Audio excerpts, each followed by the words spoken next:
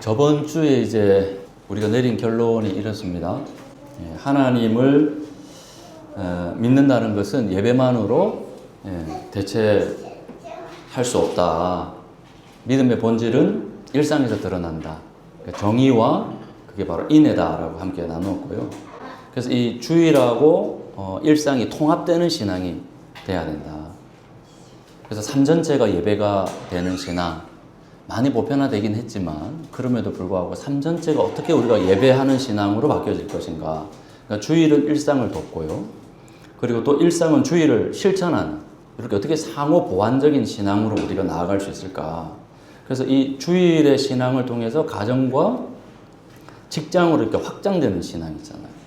그리고 그 신앙이 바로 지금 우리가 모세오경부터 계속 살펴보고, 그리고 역사서를 지나서, 그리고 결국 예언서에서 도달해지는 이제 결론이 뭔가, 이 주일 신앙만으로는, 예배당 신앙만으로는 안 된다라는 거였습니다. 그래서 그런 점에서 이제 이 주일 신앙의 한계, 그 다음에 예배당 신앙의 이 한계를 그냥 단순히 우리가 그냥 신앙의 연약함으로 가볍게 이제 볼 수 없다라는 겁니다. 왜냐하면 하나님께서 이스라엘에게 경고하셨잖아요. 그리고 예수님이 유대인을 향해서 그 성전 신앙만으로는 안 된다라고 말씀하시면서 결국에는 심판을 선언했기 때문에 이것을 가볍게 여길 수 없다라는 겁니다. 그래서 우리 호세아 10장 1절, 이스라엘은 열매가 무성한 포도덩굴, 열매가 많이 맺을수록 제단도 많이 만들고 토지의 수확이 많아질수록 돌 기둥도 많이 깎아 세운다. 그러니까 그 당시에 경제적인 번영은 종교적인 영역에 영향을 미쳤거든요.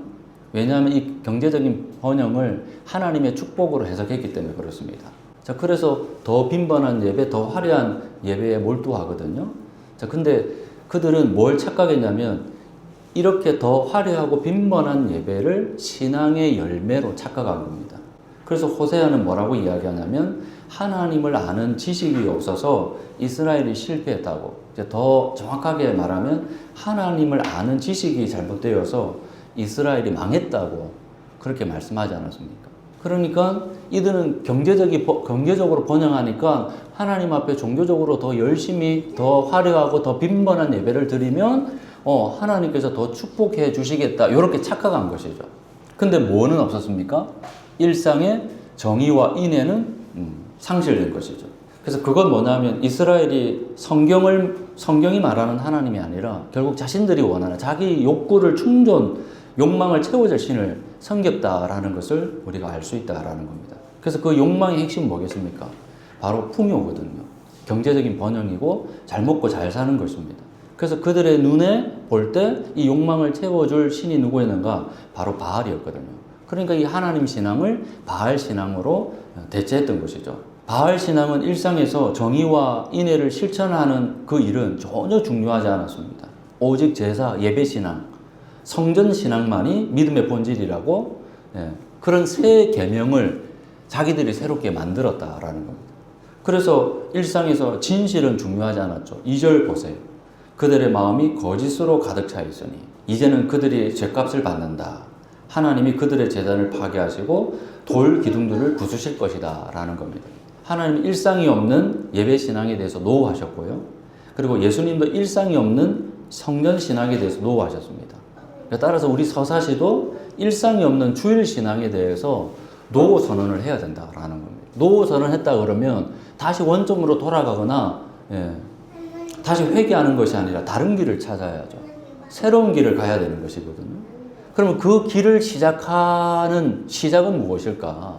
지금 이제 AI가 도입되는 새로운 문명이 도래했다는 이 시대에 이제 교회도 더 이상 다시 예배당 신앙, 그 주일 신앙, 거기에 갇힌 패러다임에 머물지 말고 새로운 길을 가려면 어떻게 해야 되는가? 3절 한번 보십시오. 10장 3절에 보니까 우리가 주님 두려울 줄 모르고 살다가 임금도 못 모시게 되었지만 이제 임금이 있은들 무엇에다가 쓰랴 하며 한탄할 날이 올 것이다.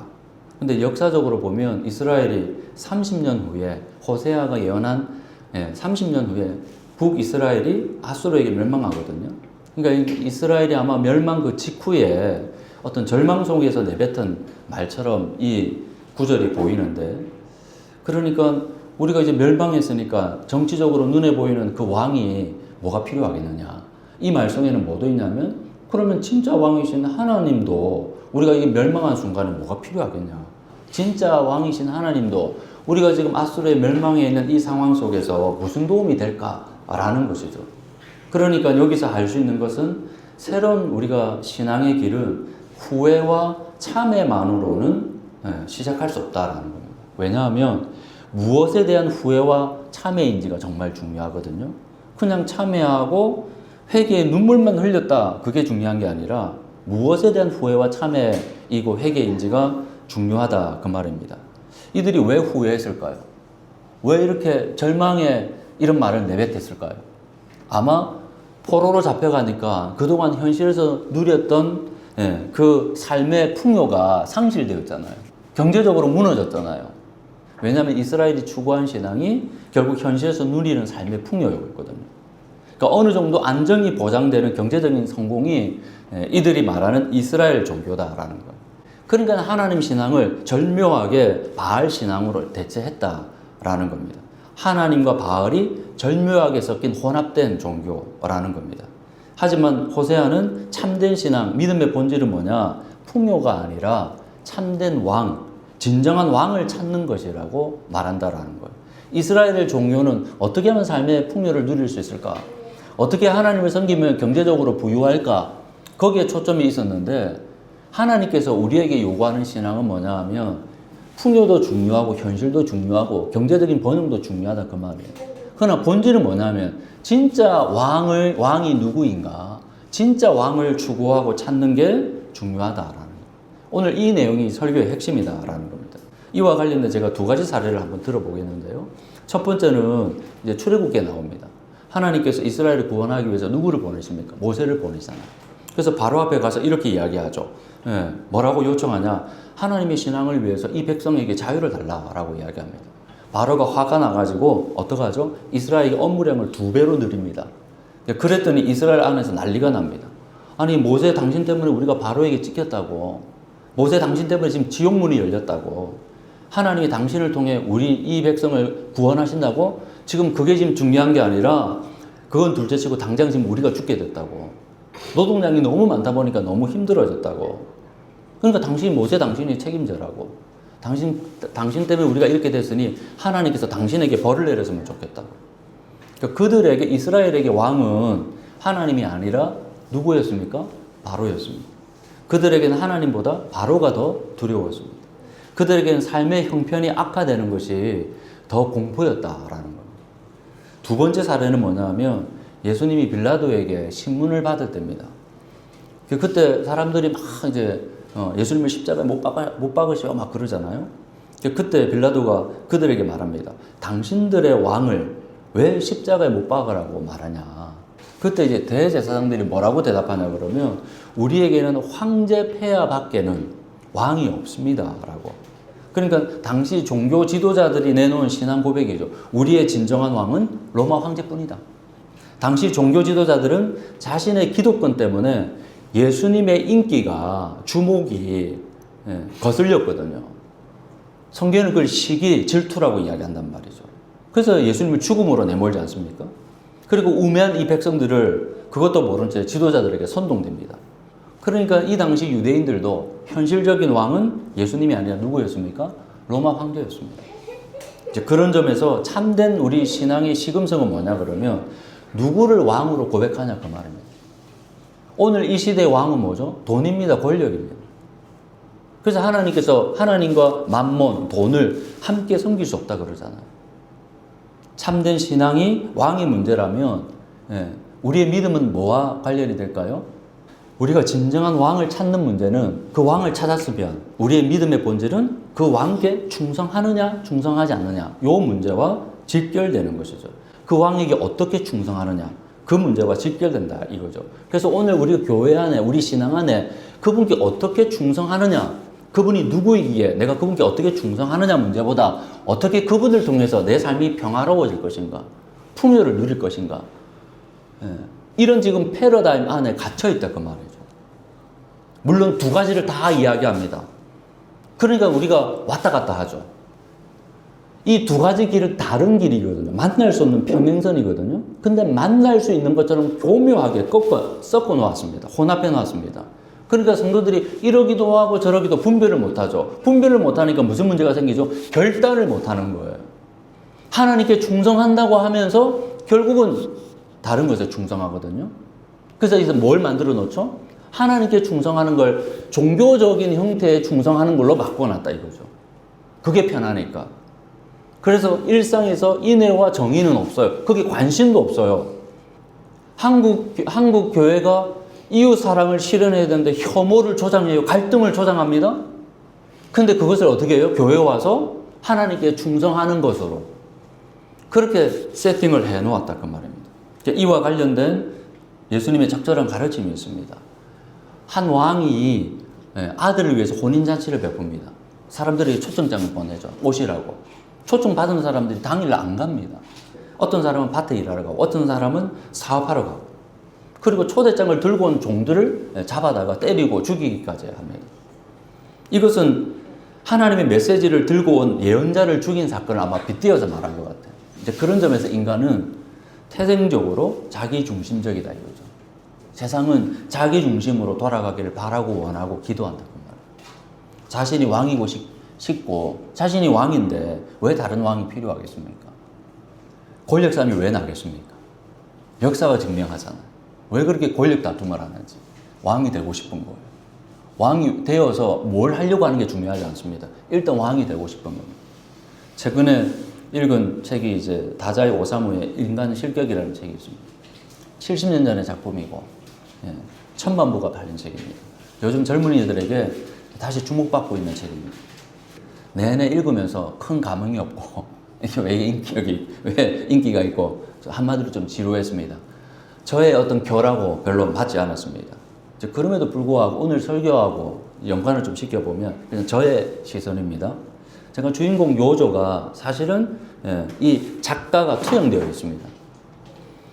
근데 이 요조는 항상 자기 안에 갇혀 있는 사람처럼 저는 느껴졌습니다. 자기 느낌, 자기 감정, 자기 주장. 물론 그게 중요하잖아요. 근데 그것만 봐요. 그게 전부예요. 그래서 자기 아픔과 고통이 전부예요. 주변의 가족도 친구도 연인도 다 자기 중심적입니다. 자기 중심으로 돌아가야 됩니다.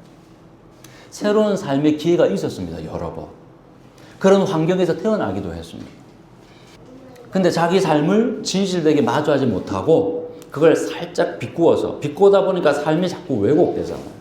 이게 자기 중심성의 문제입니다. 삶이 왜곡되면 이탈합니다. 하나님을 왕으로 모시지 않는 삶이 왜 이탈하고 왜곡되는지 아시겠습니까? 왜 자기들끼리 왕이 되겠다고 싸우는지 인류가 증명하는 이유가 그겁니다. 하나님을 믿는다고 하는, 하나님을 왕으로 모신다고 하는 한국교회가 왜 이렇게 싸우고 사람들이 왜곡되고 이탈하고 그렇습니까? 왜 세상에 대안이 되지 못하고 삶의 스탠다드를 왜 못 보내주고 시대가 새롭게 계속 변하면서 성경은 하나님께서 그 새로운 시대에도 새로운 대안, 새로운 삶의 모델, 표준을 제시하고 있는데 오늘 한국교회는 모델이 되지 않습니다. 표준을 전혀 제시하지 못하고 있단 말이에요. 그래서 이렇게 이야기하죠. 만일 하나님께서 요조가 책에서 나 같은 놈의 기도라도 들어주신다면 한 번이라도 평생에 단 한 번이라도 좋아 기도하겠어.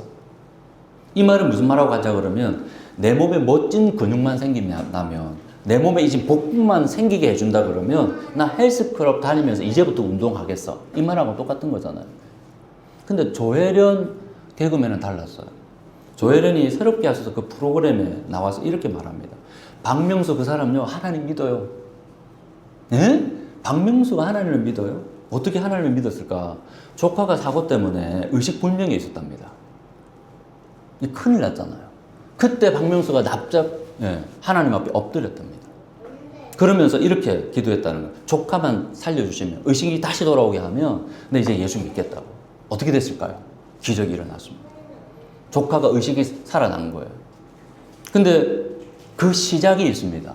한 교회에 가서 간접 집회를 하고 나서 어떤 분이 다가와서 저 박명수의 고모되는 사람인데 우리 박명수 좀 예수 믿게 해달라고. 당신이 그 기도하는 리스트가 있는데 그 리스트에 우리 박명수도 좀 올려주면 안 되겠냐고. 그래서 그때 그 얘기를 듣고 박명수를 놓고 기도를 했다는 거예요. 그리고 그 사건이 일어난 거죠. 우리 모두가 인정할 수밖에 없는 것이 세상이 내 중심으로 돌아가면 좋겠지만 그게 되나? 예. 아까 집사님도 이야기하시잖아요. 큰 돈이 들어와서 흥분하고 그 얼마나 흥분하셨을까요? 나중에 얼마나 그 행위를 좀 알려주십시오. 근데 그게 하루아침에 눈 깜짝할 사이에 그게 사라진다면 이거 어떻게 될까요? 우리 인생이 그렇거든요. 자식도 내 마음대로 안 되죠. 내 사업도 내 마음대로 안 되죠. 목회가 하나님의 목회지만 내 마음대로 되지 않고, 여러분 신앙도 마찬가지잖아요. 마음대로 이렇게 되는 것이 있습니까? 안 되는 일이 훨씬 많아요. 이때 우리에게 중요한 갈림길에 섭니다. 그냥 내 뜻대로 하기 위해서 종교를 활용하느냐, 아니면 새로운 왕을 진정으로 찾느냐라는 거예요. 요 두 갈래거든요. 그런데 그 가운데서도 요걸 좀 잘해보기 위해서 종교를 활용하는 사람이 있는 반면에 안 되구나. 이게 아니구나. 진짜 내가 하나님께 무릎을 꿇어야 되구나. 진짜 내 인생의 주인이 왕이 하나님이시구나 라는 겁니다. 2020년 한국교회 트렌드라는 책이 나왔습니다. 근데 그 10가지 키워드 중에 하나가 뭔지 아십니까? 무속에 빠진 그리스도인. 개신교 20%가 무속을 이용한다는 겁니다. 조사를 해보니까. 목회자 82%가 기독교 안에 무속적인 요소가 있다는 겁니다.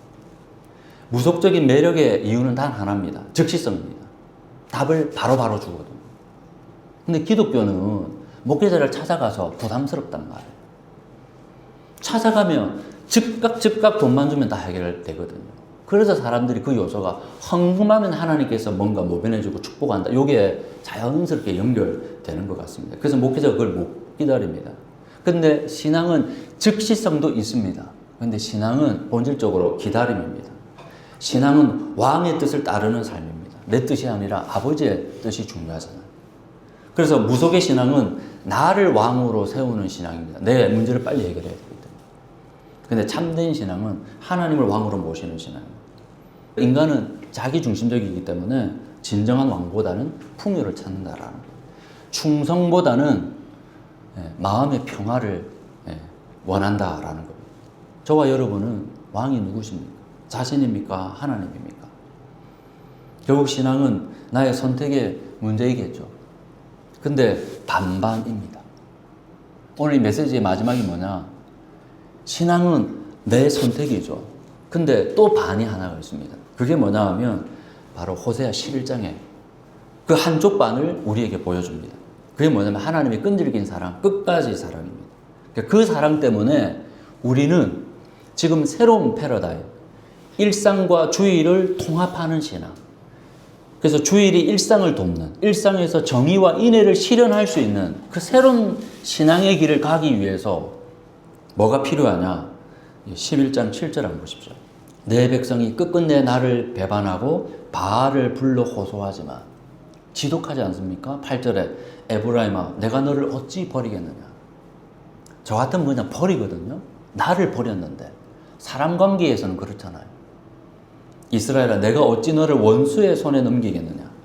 내가 너를 어찌하여 너를 버리려고 하여도 나의 마음이 허락지 않는다.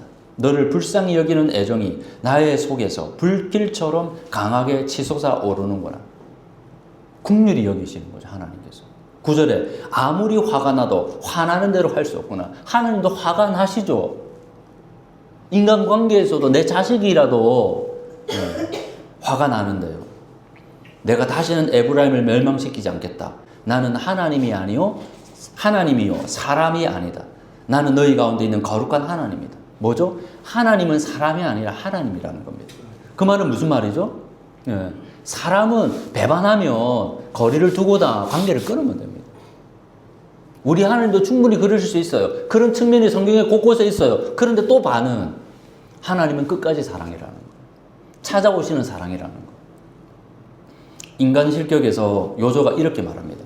저는 하나님조차도 두려워하고 있었습니다. 하나님의 사랑을 믿지 못하고 하나님의 벌만을 믿었던 것입니다. 이런 사람들 많아요. 하나님의 사랑은 안 느껴지는 거예요. 근데 하나님께서 벌을 내리시는 것은 믿는 거죠. 신앙, 그것은 단지 하나님의 채찍을 받기 위해 고개를 떨구고 심판대로 향하는 일로 느껴졌습니다. 그러니까 인간도 신은 없다 하더라도 내가 잘못한 것을 누구나 다 알고 있거든요. 그러니까 아이고 이렇게 살다가 나 벌 받겠구나. 그래서 심판 앞에 끌려가는구나. 이 자각은 다 하고 있다라는 거죠. 그러면서 지옥은 믿을 수 있었지만 천국의 존재는 아무래도 믿을 수가 없습니다. 세상이 하나님의 사랑은 안 믿어요. 그런데 하나님의 심판은 두렵거든요. 그래서 뭘로 만들죠? 인생은 죽으면 끝나, 사라져, 아무것도 남지 않아. 그게 인문학과 과학이 증거하는 내용입니다. 근데 성경은 죽음이 끝이 아니라는 거예요. 하나님의 심판이 있다는 거예요. 근데 하나님께서 내가 너 심판하니까 난 믿어야 돼. 그런 하나님이 아니시라는 거예요. 오늘 이스라엘을 어떻게 대하십니까? 그렇게 배신, 배반, 무시함에도 불구하고 하나님은 끝까지 찾아오시잖아요. 심판하지 않으시고 버리지 않는다고 말씀하시잖아요. 우리의 진정한 왕이신 하나님은 사랑과 다릅니다. 조건과 한계가 있는 인간의 사랑을 넘어서죠. 마음에 안 들고 꼴 보기 싫으면 안 보면 되잖아요. 근데 가까운 관계라도 요즘에는 투명 인간, 투명 부부 많아요. 그렇게 취급하면 됩니다. 근데 하나님은 다시 나를 향한 그 사랑을 멈추지 않으십니다. 또 그 마음을 돌이키십니다. 억지가 아니세요. 자녀이기 때문에 또 희망을 겁니다. 지독하게 말을 안 들어도 내 자녀이기 때문에 또 희망을 걸어요. 하나님도 우리를 자녀로 부르셨기 때문에 또 희망을 걸어요. 내가 계속 하나님께 믿음 연약한 모습 핑계대고 합리화하고 그랬던 나의 그 신앙에 대해서 하나님께서 외면하지 않으시고 외면하셨더라도 다시 희망을 보시고 돌아보신다 이거죠. 뿐만 아니라 탕자처럼 잘못을 깨닫고 돌아왔을 때 네가 뭘 잘못했지 묻지 않으시고 그냥 덮으시잖아요. 덮는 걸로 끝납니까? 새로운 인생을 살려고 새로운 기회를 또 주시잖아요. 아들로서 회복까지 해 주시잖아요. 그게 하나님의 완전하신 사랑입니다. 풍요가 아니라 진정한 왕을 찾는 신앙은 이게 새로운 길이거든요. 진정한 왕을 찾는 신앙은 진짜 사랑을 찾는 것과 동일합니다. 그래서 왕을 찾는다, 내 주인을 찾는다, 이게 사실은 거북한 말일 수도 있거든요. 왜 우리가 진정한 왕을 찾느냐? 진정한 사랑을 보여주시는 분이기 때문에 그분을 찾는 것입니다. 그 사랑이 바로 하나님의 사랑입니다. 그 왕이 바로 하나님이십니다. 그 하나님께 충성하는 길이 그 사랑에 보답하는 일 아니겠습니까? 오늘 저와 여러분의 신앙이 그 하나님, 그 진정한 왕이신 하나님을 진정으로 찾을 뿐만 아니라 그 찾은 그 왕 안에서 누리는 그 사랑 안에서 그 하나님을 향하여 끝까지 변함없이 충성하시는 여러분 되시기를 주의 이름으로 축원합니다. 기도하시겠습니다.